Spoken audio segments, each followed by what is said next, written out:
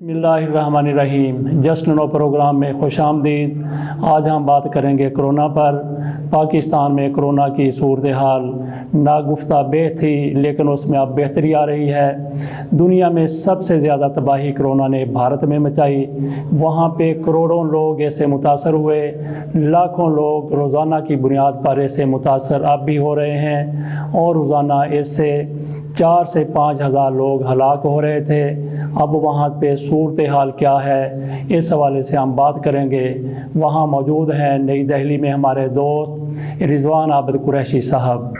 जी अस्सलाम वालेकुम। जी वालेकुम सलाम। जी कुरैशी साहब, बताइए हमें कि कोरोना की क्या सूरत हाल है आपके मुल्क में। अब मुल्क में तो काफी हालात खराब है अभी, लेकिन दिल्ली में जो बहुत ज्यादा खराब थे हालात, अब बहुत सुधर गए हैं।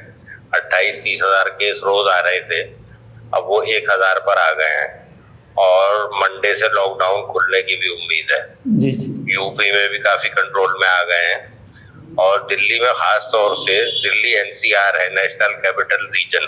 जी तो उसमें एक डिस्ट्रिक्ट नोएडा, एक हरियाणा की डिस्ट्रिक्ट फरीदाबाद, और एक हरियाणा की डिस्ट्रिक्ट गुड़गांव, ये दिल्ली एनसीआर में आते हैं। तो वहां पर बहुत ज्यादा हालात खराब थे, और ऑक्सीजन की कमी की वजह से लोग बहुत मरे उसमें। और कोविड तो जिसको भी हुआ, और ऑक्सीजन की मतलब ऑक्सीजन लेवल कम नहीं हुआ, वो तो सही हो गए सब जी। लेकिन ऑक्सीजन लेवल जिसका कम हुआ, उनमें से 55% लोग बच नहीं पाए। अच्छा, तो इसमें जो कब्रिस्तानों की सूरत हाल थी, जो शमशान घाटों की सूरत हाल थी, इस हवाले से आपका अपना क्या एक्सपीरियंस? वो एक्सपीरियंस ये है कि कब्रिस्तानों की हालत ये थी कि हमारे एक दोस्त गए किसी की मैयत में, तो वो बता रहे थे कि 1 घंटे में रहा हूँ कब्रिस्तान में, 40-50 मैयतें आ गई थी। जी। तो कब्रिस्तानों में एक अलग सेक्शन बना दिया गया था कोविड वालों का। जी। तो वहां पर डायरेक्ट हॉस्पिटल से वहीं पे ले जा रहे थे। अच्छा जी। घर नहीं ले जा रहे। अच्छा, कुरैशी साहब, आपके भी तो कई लोग मुतासर हुए, उनके बारे में आप बताइए जरा। जी,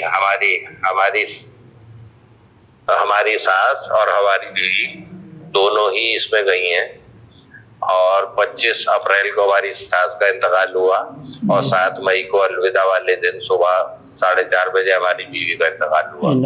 इनको ऑक्सीजन की कमी थी, इनको ऑक्सीजन की बहुत कमी थी। हमारी सास को तो हॉस्पिटल लेकर गए, 3-4 हॉस्पिटल ने मना कर दिया, उन्होंने रास्ते में ही दम तोड़ दिया। जी जी। हमारी बीवी को हॉस्पिटल लेकर गए, 5-6 दिन तो ऑक्सीजन वगैरह घर में ही चलाई जी, लेकिन उससे फर्क नहीं पड़ा गया था।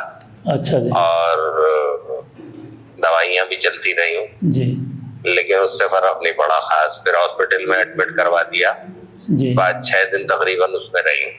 अच्छा जी। तो 6 दिन के बाद अचानक बहुत ऑक्सीजन लेवल बहुत सही हो गया था, 90 पे आ गया था जी। फिर उसके बाद अचानक सुबह 4:30 बजे इंतकाल हो गया। अच्छा, तो इनकी तदफीन और तकफीन के हवाले से क्या मुश्किलात आई आपको? को खास मुश्किलात नहीं आई, क्योंकि हमारी थोड़ी जान पहचान थी। तो अच्छा। हमारे दोनों बच्चे जो नानी की और माँ की खिदमत कर रहे थे, उन दोनों को भी कोविड था, तो वो हॉस्पिटल से सीधे कब्रिस्तान ले जाके तदफीन करके और आ गए। अच्छा। और उन्होंने किसी को बताया भी नहीं, क्योंकि वो खुद दोनों पॉजिटिव थे। उन्होंने कहा कि कोई और आएगा तो फिर किसी और को लग जाएगा तो अच्छी बात नहीं है। अच्छा, आप शामिल हुए नहीं हुए? आप खुद शामिल हुए नहीं? मैं शामिल नहीं हुआ। अच्छा नहीं, क्योंकि मैं हार्ट का मरीज हूँ जी। इस वजह से बच्चों ने मुझे बताया भी नहीं तदफीन का वक्त। अच्छा जी। तो मैं तो जाना चाह रहा था बहुत। अच्छा जी। शमशान घाटों की भी बहुत बुरी हालत है जी। और कई सैकड़ों एक साथ जलाई जा रही हैं मैयतें जी। ठीक है। और बहुत खराब हालात थे, लेकिन अब काफी बेहतर हो गए जी। अब हालात जो हैं तमिलनाडु, कर्नाटका, आंध्र प्रदेश और इन जगहों पर, साउथ में खास तौर से काफी ज्यादा इस वक्त खराब है। अच्छा, बेंगलोर सिटी की बहुत बुरी हालत है। दिल्ली में ठीक हो गया, लेकिन बाकी शहरों, दिल्ली में ठीक हो गया, लेकिन बाकी शहरों में सूरत हाल नहीं बेहतर है। जी हाँ। दिल्ली में 30,000 केस रोज आ रहे थे, तकरीबन 28 से 30,000। जी जी। तो अब वो 1,000 के करीब रह गए। अच्छा, तो आप क्या समझते हैं दिल्ली में जिस तरह काबू पाया है इसके ऊपर, इसके फैलाव पर कम हो गया, तो वो क्या इकदाम किए हुकूमत ने? हुकूमत ने बहुत अच्छा काम किया है इसमें, ऑक्सीजन प्रोवाइड करवाई और हॉस्पिटल्स को काफी अच्छा इंतजाम किया हॉस्पिटल्स का। लेकिन हॉस्पिटल्स इतने काफी नहीं थे कि वो सबको कवर कर पाते। बहुत से लोगों ने जाते में ही हॉस्पिटल के बाहर ही दम तोड़ दिया जी।